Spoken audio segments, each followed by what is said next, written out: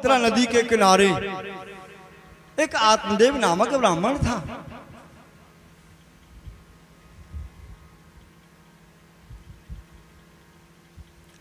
तुंगभद्रा नदी के किनारे उत्तम नामक नगर है और उस उत्तम नामक नगर में एक आत्मदेव नामक ब्राह्मण रहते थे। बड़े तपस्वी ब्राह्मण, निर्धन होने पर भी धनी, निर्धन होने पर भी वो भिक्षाटन करते थे। और एक भारी दुख था, वो अप्रज थे, उनको कोई संतान नहीं थी। पंडित जी बड़े धर्मात्मा थे, बड़े सत्कर्मा थे, परंतु उनके अनुरूप उनको उनकी पत्नी भी नहीं मिली थी। पंडित जी अलग स्वभाव के और उनकी पंडितानी दूसरे स्वभाव की, एक दूसरे से मेल ही नहीं था। कलह करने वाली, क्रूर कर्मा। लेकिन पंडित जी फिर भी सब सहन करते। इस प्रकार से अप्रज संतान होते हुए भी पंडित जी अपने कर्म में लीन हैं। परंतु संसार के जैसे व्यंग ताना सुनते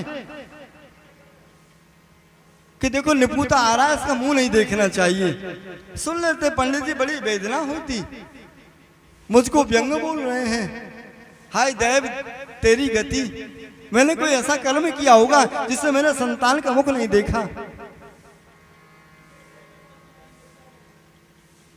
पंडित जी व्यंग सुनते सुनते पंडित जी का हृदय भर गया और एक दिन दुखी होकर के पंडित जी घर को त्याग दिया और घर को त्याग करके वन की तरफ चले गए। जंगल में जाकर के पहुंचे, एक सरोवर में पानी पिया, आचमन किया। आचमन करने के उपरांत जैसे कुछ सांस ली और फिर वही संसार की वेदना, संसार के व्यंग फिर सामने आ गए, मन में आ गया रोने।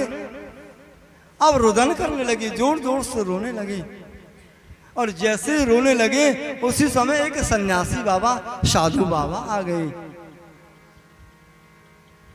साधु बाबा ने देखा कोई बेचारा दुखी, कोई बेचारा जीव कोई दुखी है, कोई सज्जन बेचारा दुखी है, कोई भारी दुख होगा बेचारा जिससे रुदन कर रहा है। जिज्ञासा की पास में आ गए। ब्राह्मण देवता आप क्यों रो रहे हो?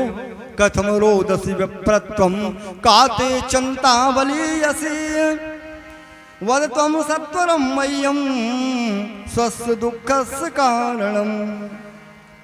अरे ब्राह्मण देवता क्यों रो रहे हो? मुझे अपने दुख का कारण बता सकते हो? क्यों रो रहे हो?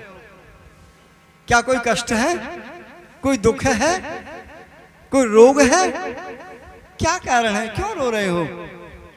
मैं जानना चाह रहा हूं, मुझे बता सकते हो क्या दुख है, क्या कष्ट है? बोले जी क्या बताऊं, मुझे एक भारी दुख है। मेरे पूर्वज गरम गरम आंसू पीते हैं, अर्थात मैं जब तर्पण उनको देता हूं तो मेरा तर्पण ग्रहण नहीं करते हैं। और मैं कोई घर में वृक्ष लगाता हूं, कोई पौधा रोपता हूं तो वह भी फल नहीं देता है। मैं कोई तुलसी का पौधा लगाता हूं वह भी नहीं डट पाता है। मैं गाय पालता हूं तो गाय भी बच्चा नहीं देती है। क्या बताऊं जी, मैं मंदभागी बड़ा दुखी हूं, कोई संतान नहीं है। और इस कारण मैं निसंतान होने के कारण अब विचार किया अब तो मर जाना ही ठीक है। बिना संतान के मेरा जीवन धिक्कार है।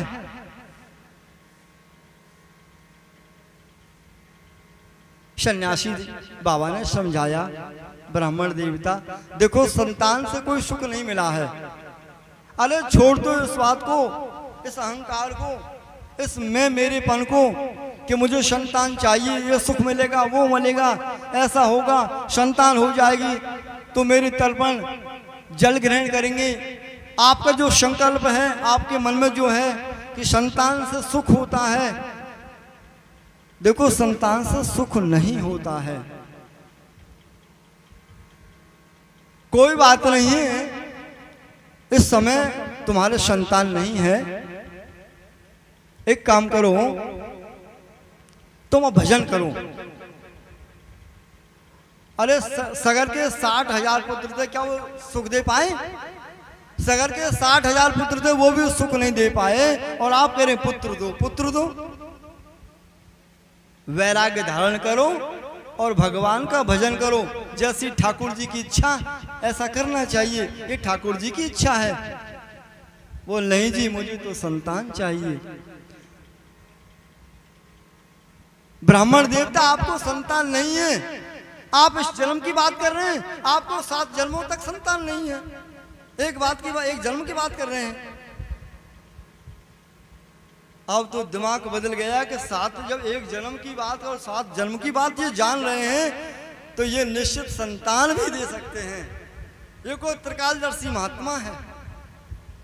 बोले नहीं, मुझे तो संतान चाहिए। बोले नहीं देंगे तो अभी सामने, आपके सामने आत्महत्या कर लूंगा। महात्मा जी बोले ये बात और जुम्मे पड़ गई हमारे में। ये ब्राह्मण देवता हमारे सामने आत्महत्या कर लेगा, ब्रह्म हत्या लग जाएगी। भैया कोई बात नहीं है, ब्रह्म हत्या मत कर। भैया देख, एक काम कर, लो इस फल को ले जा और विधि नियम के अनुसार अपनी पत्नी को समझा देना, व्रत नियम के अनुसार इसका पालन करें और निश्चित सत्पुत्र की प्राप्ति होगी, संतान हो जाएगी। जाओ। फल ले लिया और लेकर के अपनी पत्नी को समझाया।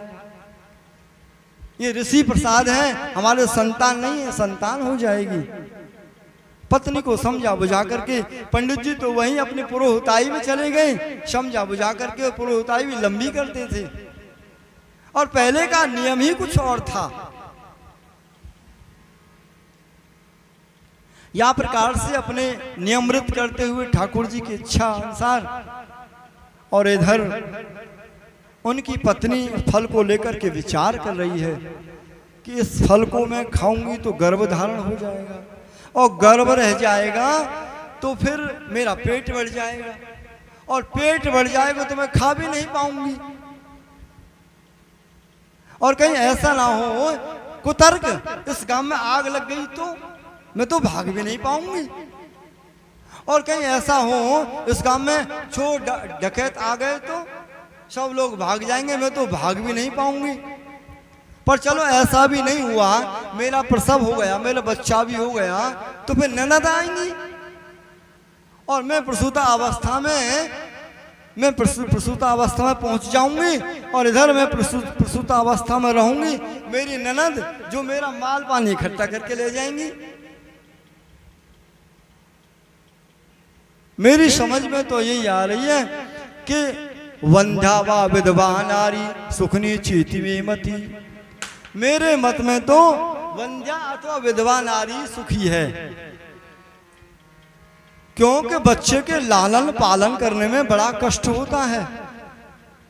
और कहीं ऐसा ना हो सुखदेव की तरह कहीं पेट में रह गया तो निकलने को ना मिला ले तो कितने दिनों में जाकर निकले? सुखदेव जी 12 वर्ष तक पेट में ही रहे। और कहीं ऐसा ना हो मेरे इस पेट में कहीं बच्चा टेढ़ा हो गया तो मैंने सुना है जब बच्चा टेढ़ा हो जाता है, टिक जाता है, तो फिर मरण भी हो जाता है। ये सब ठीक नहीं है, ये फल वल खाना ठीक नहीं है।